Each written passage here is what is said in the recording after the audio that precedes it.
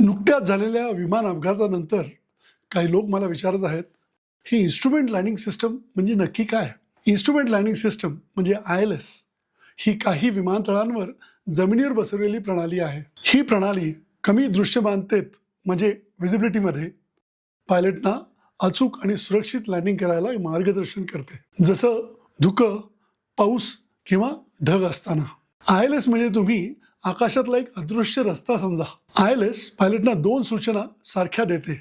एक सांगते तुम्ही रनवेकडे आडव्या रेषेत बरोबर येत आहात आणि दुसरी सांगते तुम्ही उतारावर योग्य दिशेने खाली येत आहात. म्हणूनच जरी सुरुवातीला रनवे दिसला नाही तरी विमानाला डावीकडे उजवीकडे आणि वर खाली अचूक मार्गदर्शन मिळतं आणि पायलटना पूर्ण विश्वास असतो की ILS अचूक काम करतं. विमान जसं जवळ येत जातं तसे रनवेचे दिवे अगदी अपेक्षित ठिकाणी दिसतात. ILS स्वतःहून विमान उडवत नाही, विमान तर पायलटच उडवतात. पण ILS मुळे विमानाला मिळतं अचूक मार्गदर्शन आणि सुरक्षित लँडिंग. आता एक प्रत्यक्ष उदाहरण सांगतो.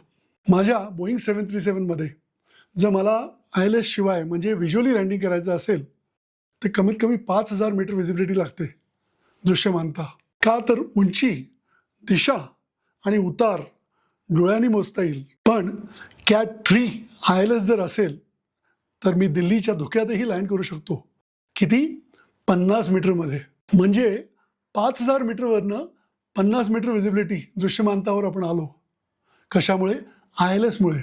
म्हणूनच ILS असलेली विमानतळं वाईट हवामानात देखील सुरक्षित असतात. त्यामुळेच ILS ही विमानसेवेमधील एक अत्यंत महत्त्वाची सुरक्षा प्रणाली आहे.